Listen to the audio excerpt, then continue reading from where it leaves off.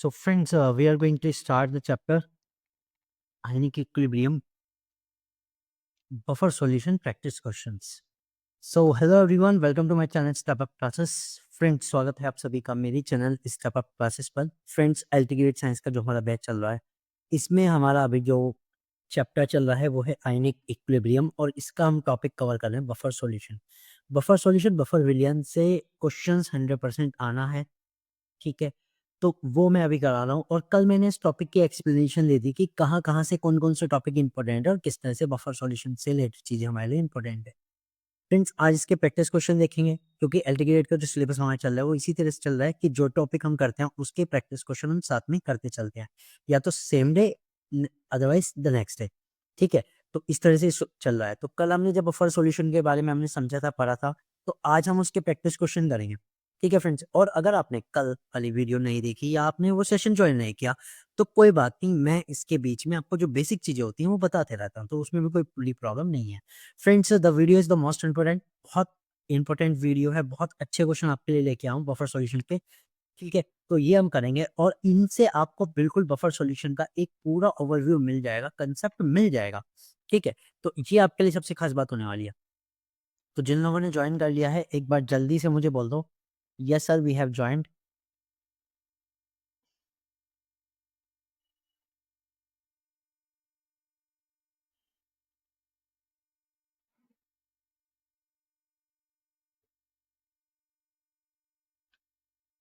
Have joined.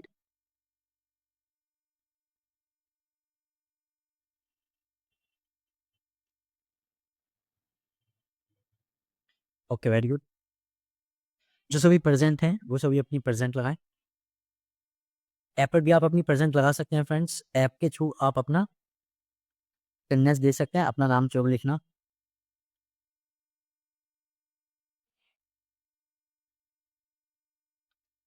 Okay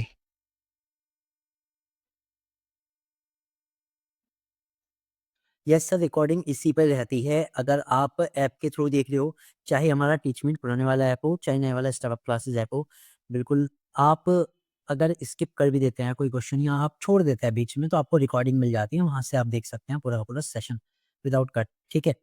ये आपके लिए सबसे ज्यादा बेनिफिशियल है।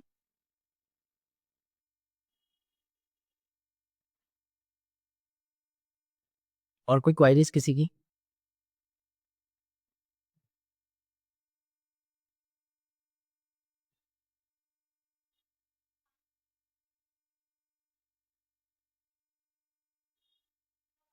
नो।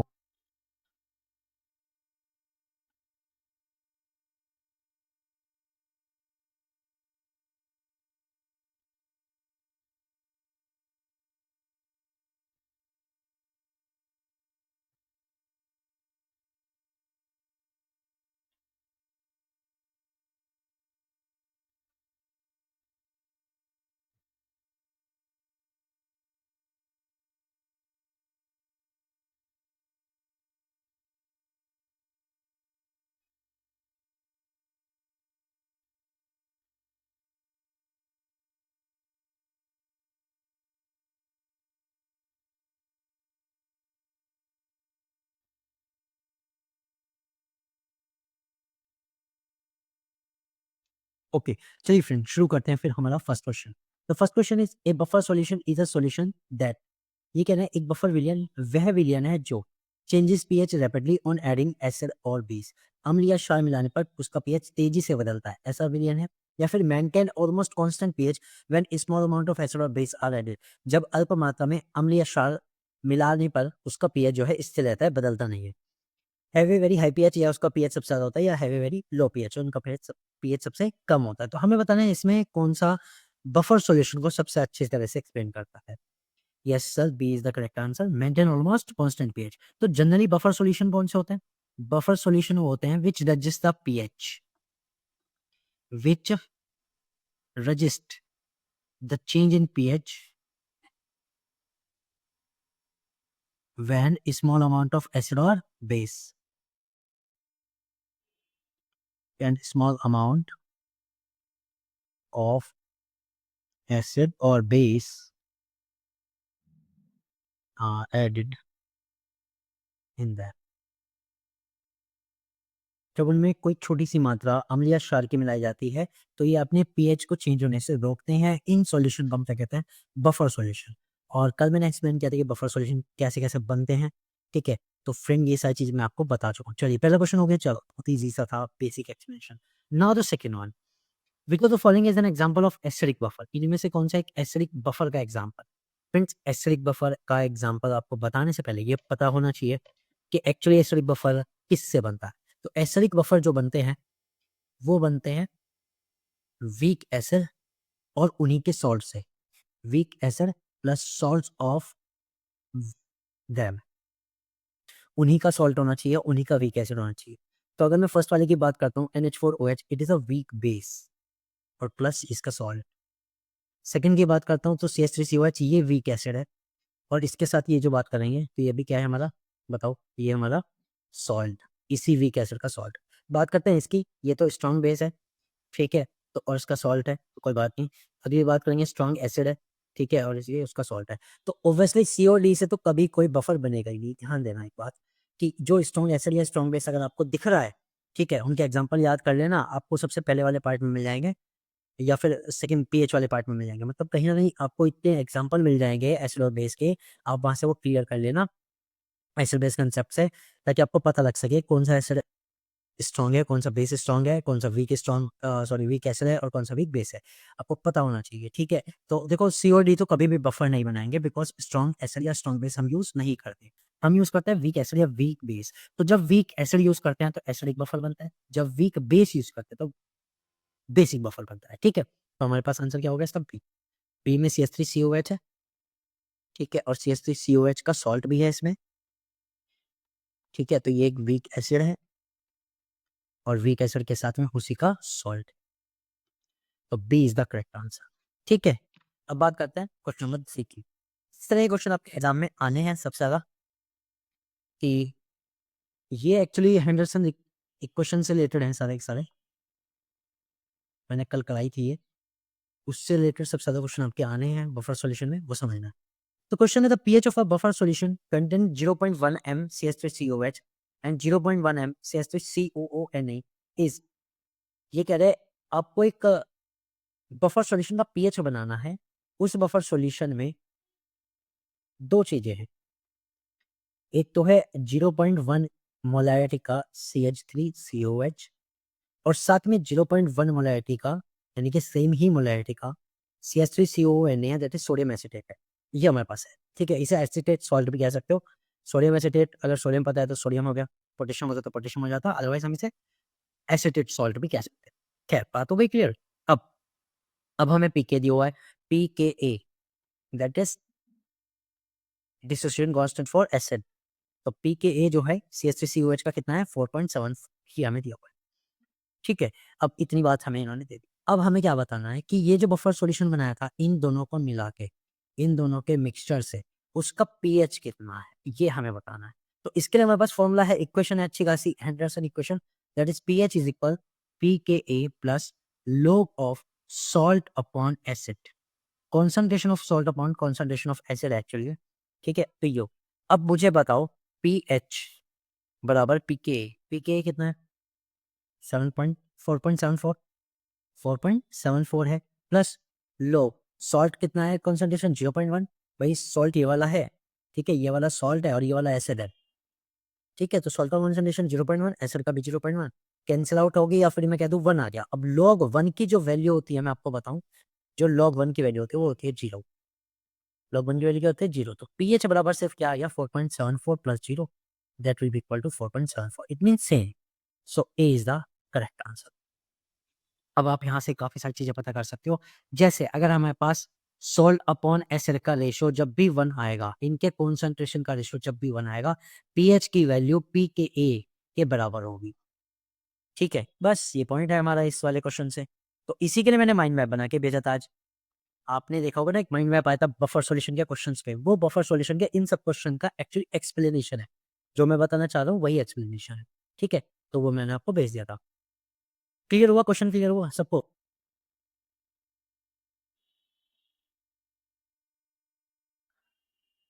सब लोग बताओ भाई, जल्दी से बता दो।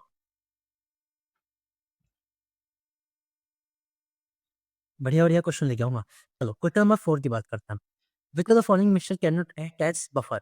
इनमें से कौन सा मिक्सचर बफर की तरह काम नहीं कर सकता? बफर का मैंने बता दिया, अगर कहीं भी आपको स्ट्रॉन्ग एसिड या स्ट्रॉन्ग बेस दिख रहा है, बस वो काम नहीं करेगा। उसके अलावा अगर वीक एसिड या वीक बेस लेके चल रहे हो तो वो काम करेगा।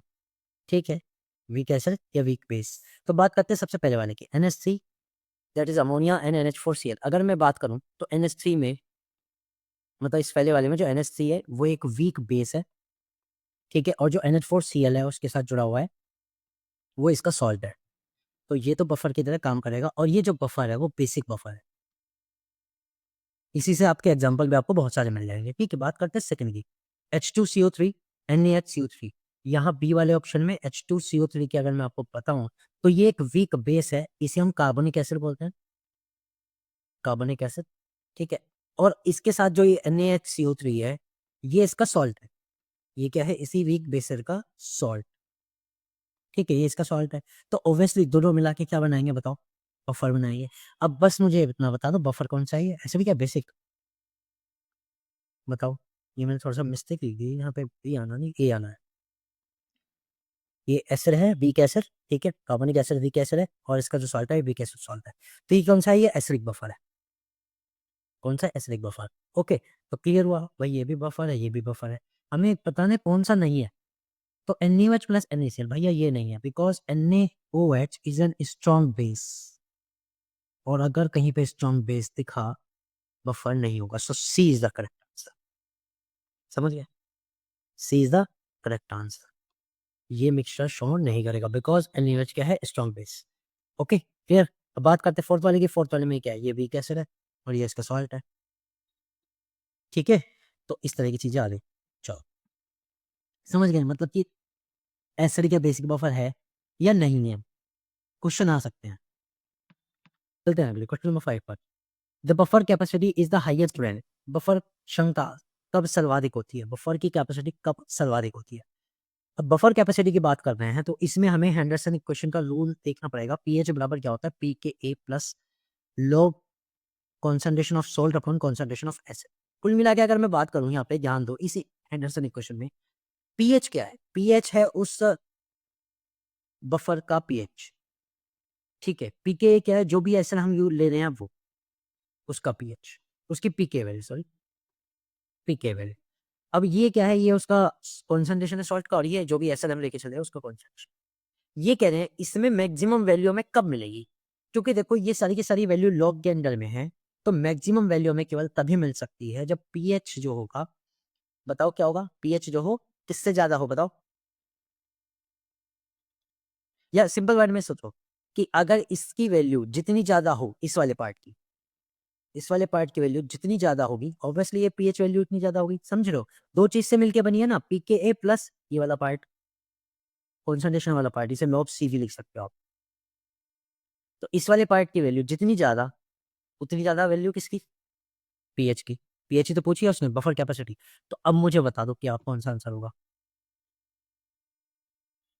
यस। अब देखो ये आपका हो गया सर सोल्ट और एसिड का रेशो। भाई सोल्ट और एसिड के रेशो में सोल्ट जितना ज्यादा होगा उसकी वैल्यू उतनी ज्यादा आएगी, है ना, प्लस वाले वैल्यू में।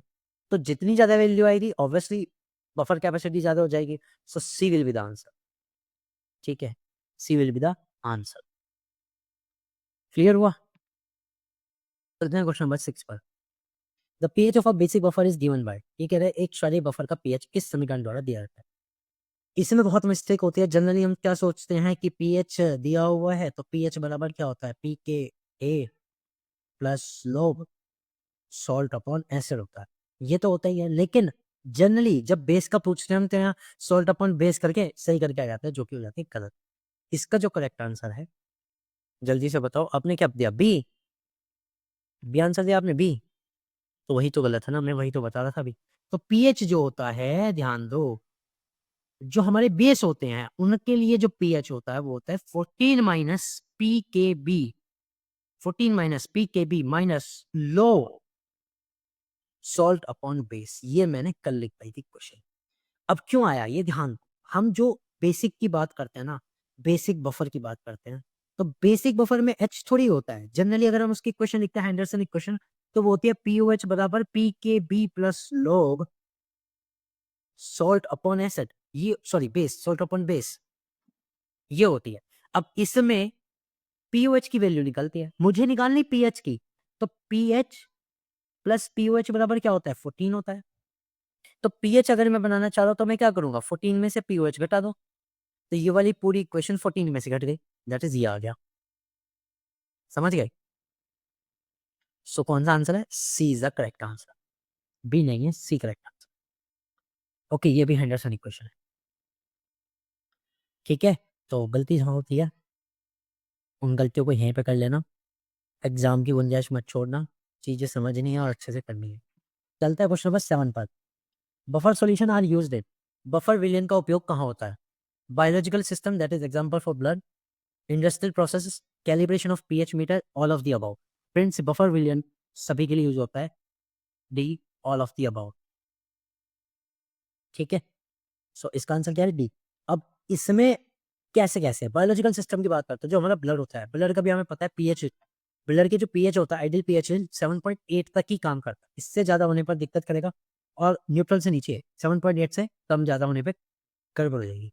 तो उसको बैलेंस करने के लिए एक बफर सॉल्यूशन बॉडी के अंदर काम करता है। ठीक है, इंडस्ट्रियल प्रोसेस में बहुत सारे ऐसे प्रोसेस हैं इंडस्ट्रियल, एक्चुअली अगर मैं बात करूँ तो मेडिसिनल जो हमारे फार्मास्यूटिकल्स है उसमें बहुत सारी जगह बफर सॉल्यूशन का यूज किया जाता है ताकि पीएच को मेंटेन किया जा सके।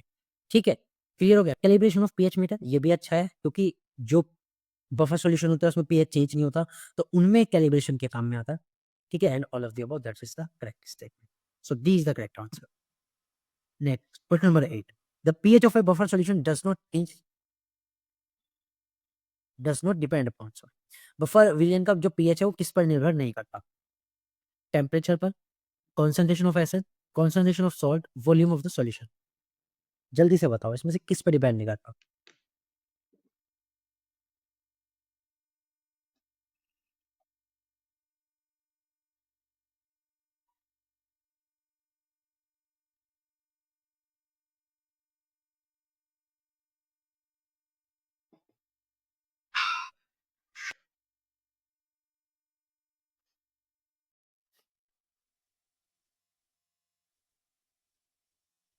देखो, बात करते हैं टेम्परेचर की, जो पीएच होता है वो टेम्परेचर पे डिपेंड करेगा। कैसे? हाँ, बिल्कुल सही आपका आंसर है। फिलहाल बात करते हैं क्या टेम्परेचर पे क्यों। देखो, जो मोलैरिटी होती है, ठीक है, मोलैरिटी जो होती है जब हम निकालते हैं वो टेम्परेचर के अकॉर्डिंग चेंज होती है। ठीक है, इसलिए अगर मोलैरिटी यानी कि कॉन्सेंट्रेशन पे हम डिपेंड कर रहे हैं तो टेम्परेचर पे तो डिपेंड रहेगा pH. First thing, concentration of acid फॉर्मूले में है, कॉन्सेंट्रेशन ऑफ सॉल्ट फॉर्मूले में है, विलियन का आयतन इस पे डिपेंड नहीं करता, वॉल्यूम ऑफ सॉल्यूशन पे डिपेंड नहीं करता। So D is the correct answer. इस पे भी करता है, इस पे भी करता है, इस पे भी करता है, इस पे नहीं करता। So D is the correct answer, जिस पे निर्भर नहीं करता। क्लियर हुआ? क्वेश्चन नंबर 9 पर, the pK of weak acid in a buffer is 5। ये कह रहे हैं किसी बफर में जो वीक एसिड है उसका जो पीके वैल्यू है वो 5 है। ठीक है, and the ratio of salt to the acid is 100। इन्होंने कहा सॉल्ट का अपॉन एसिड का जो रेशियो है वो 100 है। भाई ये जो लिखा है ना, ये कॉन्सेंट्रेशन का ही रेशियो मान लो, बस ब्रैकेट नहीं लगे हुए हैं, बाकी कॉन्सेंट्रेशन का ही है, तो ये 100 है। ठीक है, तो ये कहना है व्हाट इज द पीएच। अरे बहुत ईजी है, पीएच बराबर क्या होता है? PK plus log of ratio of salt upon acid. अब जल्दी से मुझे बता दो इसका आंसर क्या है। वेरी गुड, बहुत जल्दी निकाला।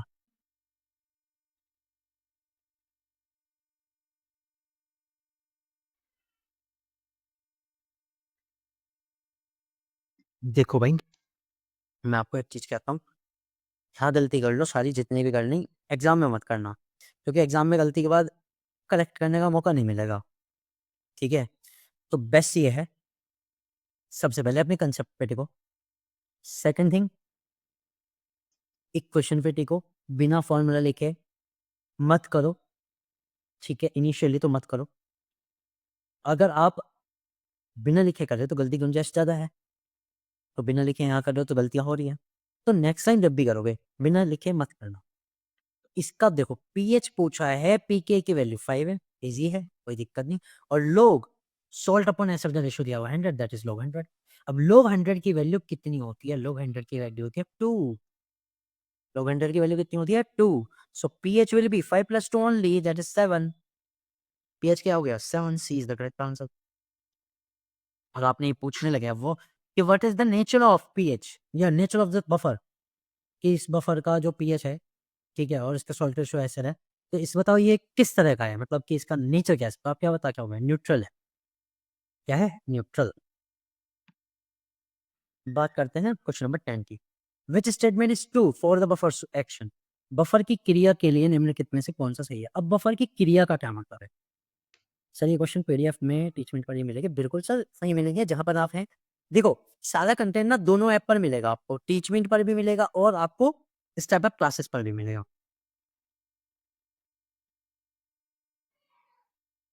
बस जहां पर आपने खरीदा हुआ है ना बैच, मिलेगा वहीं पे।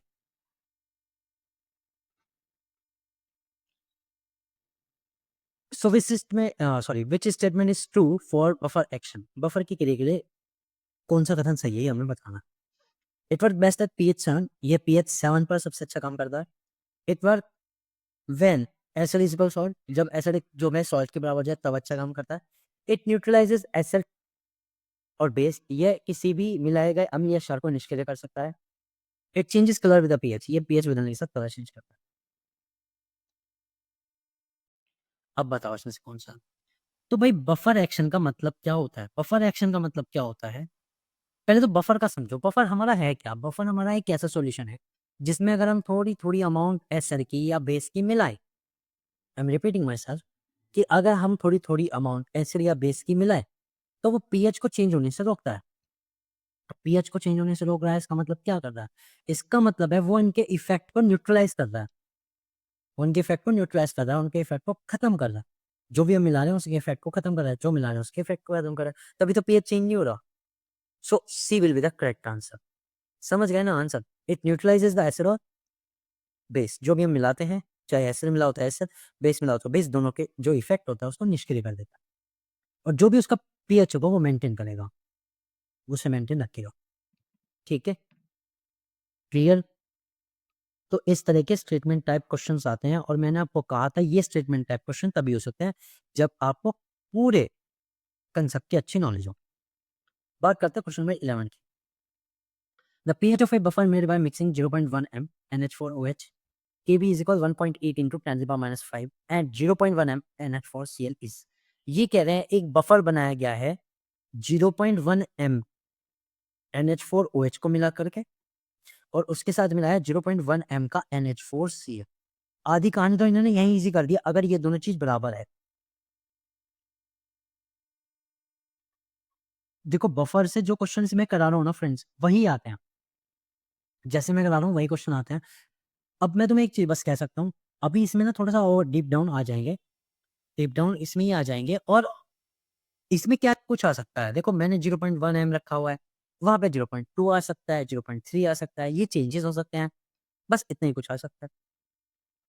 थोड़ा सा ऐसा कोई ऐसा आ जाएगा जिसका नाम नहीं सुना होगा, जनरली फॉर्मूला नहीं लिखेंगे, केमिकल फॉर्मूला नाम लिख देंगे, तो खुद से गैस करना पड़ेगा ना।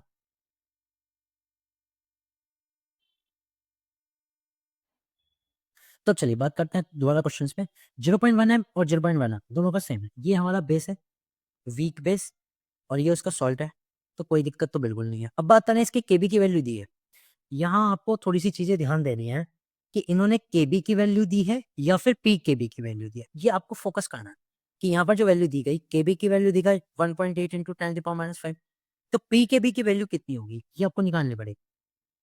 I am repeating my self, अगर कभी केबी की वैल्यू दे रखी है और हमें इक्वेशन में रखनी है पी केबी की वैल्यू, तो ये थोड़ा सा आपको ध्यान देना है कि आपको ये चीज पहले निकालनी पड़ेगी।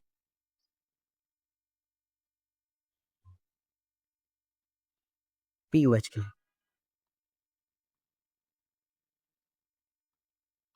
ठीक है, क्लियर हुई बात?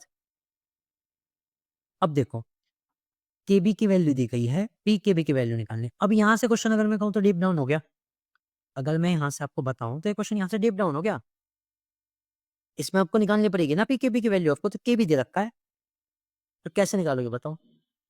पी के बी बराबर क्या होगा? माइनस लॉग ऑफ के बी, यही तो होगा, बिल्कुल होगा।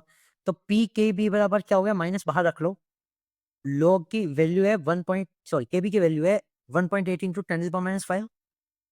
अब इसको सॉल्व करो लॉग को। अब इसको सॉल्व कैसे करते हैं बताओ? माइनस लॉग तो बाहर ही रखो, बिना ब्रैकेट लगाओ। सबसे पहले इन दो पार्ट को देखो, 1.8 मल्टीप्लाई 10⁻⁵ है। जब हम लॉग ओपन करते हैं तो इसको हम ऐसे लिखते हैं, लॉग 1.8 प्लस प्लस जो पावर होती है वो जाती है 5 log 10, इस तरह से आ जाती है। यानी जो भी पावर है -5 log 10, इस तरह से आ जाते हैं ब्रैकेट पर। अब इसको आपको सॉल्व करना है, तो पी के बी बराबर माइनस लॉग तो बाहर है, अंदर देखो क्या बचा, log 10 की वैल्यू 1 तो -5, और ये log 1.8 की वैल्यू भी रहेगी। और 1.8 की वैल्यू कितनी होती है? ये लगभग लगभग आती है 0.26। तो यहाँ से क्या आंसर आया बताओ? अंदर अंदर ब्रैकेट में से माइनस लॉग -4.74, ये आ गया। अब इसी से हमारी पी के बी की जो वैल्यू आती है वो कितनी आती है?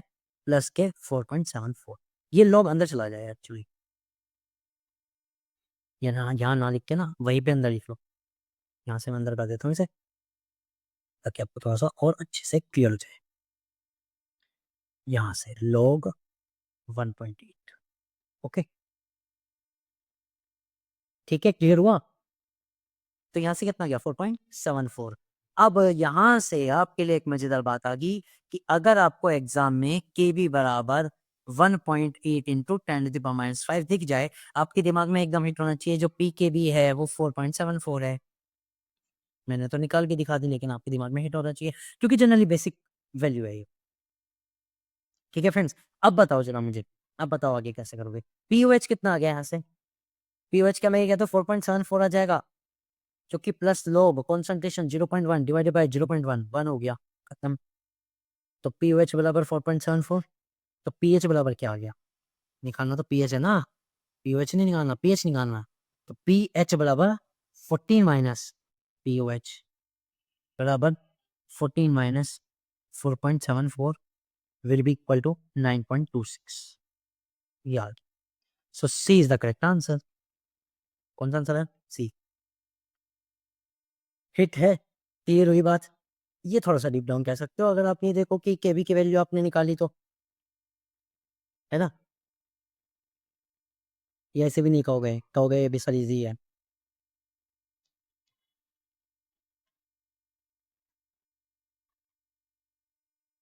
चलो एक और पे चलो। 12th, the pH of a buffer CH3COH plus CH3CONA is 5।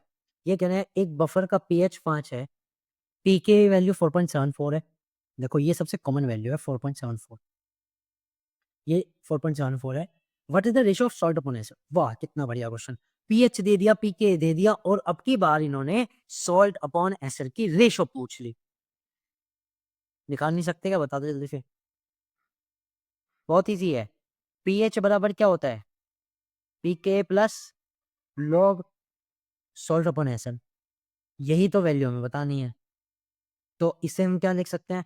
PH minus पीके बराबर लॉग सॉल्ट अपॉन एसिड, ये लिख सकता हूँ, ठीक है। और पीएच माइनस पीके कितना रह गया बताओ? 5 minus 4.74, 5 minus 4.74 is equal log salt upon acid, और ये कितना बचा?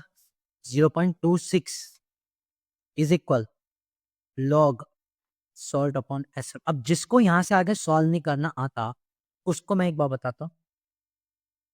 एक कंसेप्ट है, एक कंसेप्ट है बहुत अच्छा। यस सर, बिल्कुल सही वैल्यू आई है आपकी, वेरी गुड, बहुत अच्छे मेहनती बच्चे। तो सॉल्ट अपॉन एसिड का हम कैसे करते हैं? हम इसे लगाते हैं 10 की पावर में, that will be equal 10 to the power minus 0.26। ये 10 टू द पावर माइनस तो नहीं आएगा, 0.26 आएगा, माइनस की क्या जरूरत है? Okay, 10 to the power 0.26। अब 0.26 आज जैसे आएगा, इसकी वैल्यू आएगी 1.819 समथिंग, यस यही आएगी जो आपने लिखी है, बिल्कुल सही। तो रेशो कितना आ गया बताओ? आंसर में से कौन सा होगा? आंसर में से होगा 8। 1.82। ठीक है, अब आपको क्या करना है? देखो यहाँ तो मैंने बता दी 0.26 आया। आपके एग्जाम में तो कुछ भी आ सकता है ना। आप इतना डीप मत करके आना कि हमें 2-2 3-3 डिजिट में वैल्यू लिखनी है। मैं आपको एक ईज़ी वे बताता हूँ। आपको पता है एग्जाम के लिए क्या करना है? आपको एग्जाम के लिए 10 टू द पावर 0.1 से लेके 10 टू द पावर 0.9 तक की जो वैल्यू है, उनका एस्टिमेटेड करके रखना है। ठीक है? ये आप अपने पास करके रखेंगे ज़रूर। इससे आपको ये वैल्यू निकालने में ईज़ी रहेगी। ओके, और क्योंकि एलटी ग्रेड का एग्जाम है तो इन चीज़ों को करने में बुराई की कोशिश की। अरे क्वेश्चन नंबर 13 पर which combination can not form a buffer? इनमें से कौन-सा संयोजन बफर नहीं बना सकता? तो देखो नहीं बना सकता वाली बात आ रही है, कैन नॉट वाली बात आ रही है, तो आप समझ जाओ कैन नॉट वाले के केस में क्या होगा। कैन नॉट वाले के केस में या तो स्ट्रॉन्ग एसिड ढूँढो या फिर स्ट्रॉन्ग बेस ढूँढो। अगर स्ट्रॉन्ग एसिड और स्ट्रॉन्ग बेस मिल जाए किसी में, वो ही नहीं बनाने का, बाकी सब बना लिए हैं। So which is the answer?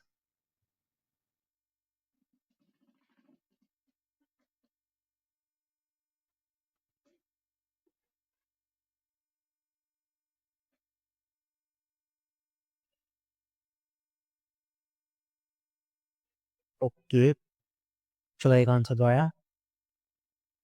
और कोई?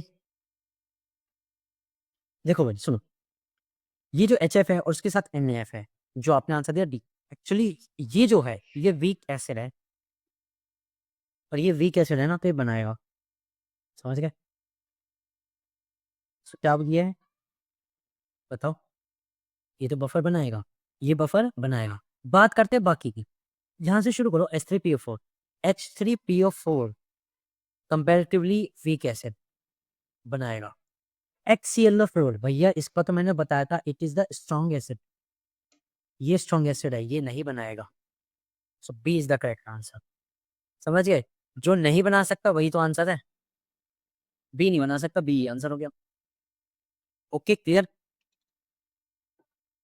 ठीक है, so B is the correct answer. बात करते हैं H2CO3, ये तो बनाता ही है, मैंने लिखा गया। अब एक और चीज समझो, इसमें एक और चीज समझो। H3PO4 और साथ में अगर इसके कुछ ऐसा लिखा आ जाए ना, Na2HPO4, ये एसिड है, वीक एसिड, और ये इसका सॉल्ट है। हाँ या ना, है कि नहीं? अब मुझे बताओ क्या ये बफर बनाएगा कि नहीं बनाएगा? देखो इसने तो बना लिया NaH2, केवल एक हाइड्रोजन हटाने के बाद। इसमें मैंने 2 हाइड्रोजन हटा दी, क्या अब भी बनाएगा? बनाएगा, यस, ये बनाएगा। ठीक है, इसको समझो, ये बनाएगा क्योंकि ये इसका अब भी सॉल्ट है। ये इसका अब भी सॉल्ट है। ये वाला भी सॉल्ट है जिसमें केवल एक हाइड्रोजन हटा, ये वाला भी सॉल्ट है जिसमें 2 हाइड्रोजन हटे, और Na3PO4 ये भी इसका सॉल्ट है, इसके साथ भी बनाएगा।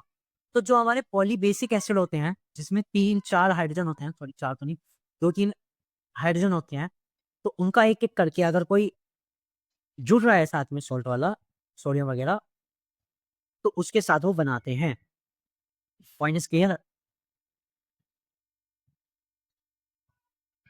हाँ या ना? ठीक है, कंफर्म। अब यहाँ से इसको और हार्ड करता हूँ आपके लिए। हमने कॉन्जुगेट एसिड बेस सिस्टम पढ़ लिया है, तो कॉन्जुगेट एसिड से बेस सिस्टम जब हमने पढ़ लिया, तो मुझे बताओ क्या H3PO4 plus NaH2PO4 conjugate acid और बेस है? हाँ या ना? बिल्कुल है, क्योंकि इन दोनों में केवल एक H प्लस का अंतर है। समझ गए? जिसमें ज्यादा हुआ एसिड, जिसमें कम वो बेस है। ठीक है, तो ये कॉन्जुगेट एसिड बेस के बेस पे भी क्वेश्चन बन के आ सकता है कि विच of the following combination of conjugate acid and base can not make a buffer, can not form a buffer. ठीक है, ये इस तरह भी आ सकता है। और पता लग रहा हमने उसमें ये तो ध्यान देती कि बफर नहीं बना सकते, ये ध्यान नहीं दिया कि उसने कॉन्जुगेट एसिड और बेस के लिए पूछ लिया। या फिर जो following conjugate acid and base mixture form a buffer, इनमें से कौन सा कॉन्जुगेट एसिड बेस बफर बनाते हैं? वो ध्यान नहीं दिया हमने कि कॉन्जुगेट एसिड भी देखना था, बस हमने तो बफर देखा बना के आ गए। तो ये भी ध्यान देना, ठीक है जी, थोड़ी सी चीजें भी ध्यान देनी। क्लियर हुआ कंसेप्ट टू कंसेप्ट? पक्का? Okay, very good very good. हाँ जी हाँ जी, ठीक है जी, चलते हैं क्वेश्चन नंबर 14 पर। assertion, blur uses a bicarbonate buffer system. जो ब्लर है वो एक bicarbonate system buffer system use करता है, और इसका जो रीजन दिया है इन्होंने, that CO2 from the respiration react with H2O to form H2CO3 which dissociates into H plus and HCO3 ions। अब इसमें ना थोड़ा सा डीप डाउन आपको जाना पड़ेगा, नॉलेज होनी चाहिए। सबसे पहले हमें पता है ब्लड, ब्लड के अंदर एक कंपोनेंट होता है हेमोग्लोबिन, हीमोग्लोबिन, हीमोग्लोबिन, जिसको अगर हम कहें तो आयरन का कॉम्प्लेक्स कहते हैं, आयरन कॉम्प्लेक्स कहते हैं। ठीक है, एक बात क्लियर हुई, ये तो कहना लगा था। इसका जो बफर बनता है वो किसके साथ बनता है? वो बनता है जब CO2 H2O के साथ रिएक्ट करके H2CO3 बनाती है। तो जब H2CO3 बना, ये आयनाइज होता है H प्लस और HCO3 में। अब ये जो HCO3 है जो नेगेटिव है, ये किसी के साथ भी जाके सॉल्ट बना लेती है। ठीक है, ये किसी के साथ भी जाके सॉल्ट बना लेती। ठीक है, जनरल जो हमारे सॉल्ट सिस्टम होता है वो पोटेशियम वगैरह वो सब उनके साथ। इस तरह से जो मेरा ब्लड है वो बाइकार्बोनेट बफर सिस्टम का यूज करता है। ये तो होता है स्टेटमेंट करेक्ट, पहली बात। सेकंड क्या, ये इसका सही एक्सप्लेनेशन है, तो जो करंट दिया वो भी सही है। So both A and R true, ठीक है, एंड आर एक्सप्लेनिंग, आर है वो ए को एक्सप्लेन करता है, बिल्कुल सही। सो A is the correct answer. तो ब्लड हमारा बफर सिस्टम यूज करता है, वो भी कौन सा? बाइकार्बोनेट वाला, पहली बात। और बाइकार्बोनेट में H2CO3 डिसोशिएट्स होता है H प्लस और HCO3 नेगेटिव में, ये आपको पता होना चाहिए। ठीक है, अब ये बना कहां से था H2CO3?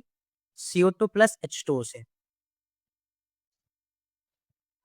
ठीक है जी, क्लियर। तो इस तरह के असर्शन रीजन वाले भी आ सकते हैं। मैं ये नहीं कह रहा हूँ यहीं से आएंगे, पीछे वाले जो टॉपिक्स हैं उनमें बन के आ सकते हैं। क्वेश्चन नंबर 15 पर, the titration curve of weak acid with a strong base show a flat region that is buffer zone. What is the pH at the midpoint of this zone? बता सकते हो, बहुत इजी है ये, बहुत easy. ये कह रहे हैं कि एक वीक एसिड है और स्ट्रॉन्ग बेस है। जैसे ही वीक एसिड स्ट्रॉन्ग बेस से मिलता है, आपको पता होना चाहिए वो बफर ही बनाता है। और इस बफर का अगर हम कर्व बना रहे हैं तो वो कह रहे हैं मिड रेंज पे जाके ये स्टेबल हो जाता है यहाँ से यहाँ तक। ठीक है, तो इसी मिड पॉइंट पे जो पीएच है उसको हम कैसे निकाल सकते हैं? क्या पीएच बराबर 0 होता है, पीएच बराबर 7 होता है, पीएच बराबर पी के बी होता है, या फिर पीएच बराबर पी के ए होता है? Now this is the main point. देखो भाई, पीएच की बात करते हैं 0, तो बफर विलियन में ऐसा कुछ नहीं है कि पीएच 0 होगा, डजंट मैटर। क्यों? अगर आप वीक एसिड यूज कर रहे हो तो वीक एसिड के कारण पीएच 0 नहीं हो सकता। This is the common sense point. भाई अगर हम वीक एसिड यूज कर रहे हैं तो पीएच 0 तक तो जा ही नहीं सकता, वो तो स्ट्रॉन्ग एसिड के साथ जाता है। तो पीएच 0 होना तो इम्पॉसिबल है किसी भी बफर सिस्टम के लिए। सेकेंड थिंग बात करते हैं पीएच 7। पीएच 7 की बात करते हैं जब सॉल्यूशन कंप्लीटली न्यूट्रलाइज हो जाए। यहां हमने सॉल्यूशन बनाया एसिड और बेस से, वो भी वीक एसिड और स्ट्रॉन्ग बेस से, तो न्यूट्रलाइज तो बिल्कुल नहीं होगा, न्यूट्रलाइज बिल्कुल नहीं होगा। इट मींस पीएच बराबर 7 इम्पॉसिबल है। बात करता हूँ पीएच बराबर पी के बी। पीएच बराबर पी के बी की कोई कंडीशन हमारे पास एक्चुअल में है ही नहीं। हमारे पास जो कंडीशन है वो पीओएच बराबर पी के बी की आ सकती है, पीएच बराबर पी के बी नहीं आती, पीएच बराबर पी के ए आता है। ठीक है, एक बात क्लियर। दूसरी बात, अगर आप इसको देख भी रहे हो कि पीएच बराबर पी के बी हो भी सकता है, तो समझो ध्यान से, यहाँ पे वीक एसिड दिया हुआ है और वीक एसिड के लिए हम पी के ए लेते हैं, ना कि p K b. Point is clear. So D is the correct answer, pH बराबर पी के। गलती मत कर, क्या ना। ठीक है, मैंने ये चीजें एक्सप्लेन भी कर दी कि ये सब है तो है क्यों। तो यहाँ गलती मत करके आना कि पीएच बराबर पी के बी, पीओएच बराबर पी के बी होता है। और यहाँ पर पीएच की जगह अगर पीओएच बराबर पी के बी है तब भी नहीं होगा। हाँ, एलिमिनेशन करके ही ये होते हैं। और एक और बात मैं फिर से बता दूं, अगर यहाँ पे पीओएच बराबर पी के बी भी होता तब भी आंसर ना होता, ये तब भी ना होता। क्यों? क्योंकि हम वीक एसिड लेके चल रहे हैं और इसका पी के होता है, पी के बी नहीं होता। Point is clear. तो ये छोटी छोटी चीजें हैं जो हमें फोकस करनी चाहिए एग्जाम में। और फ्रेंड्स 15 बहुत अच्छे क्वेश्चन मैंने आपके सामने रखे और आई होप कि समझ में आ गए होंगे। ठीक है, बाकी थोड़े से क्वेश्चन और है वो मैं आपको भेज देता हूँ, सॉल्व कीजिएगा, मजा आएगा उन्हें सॉल्व करने में। और सॉल्व करके मुझे बताइएगा, फिर कल को उन्हें सॉल्व कराऊंगा क्योंकि इंपॉर्टेंट है तो कल को सॉल्व करेंगे। ठीक है, तो फिर मिलता है कल की क्लास में। Good bye everyone.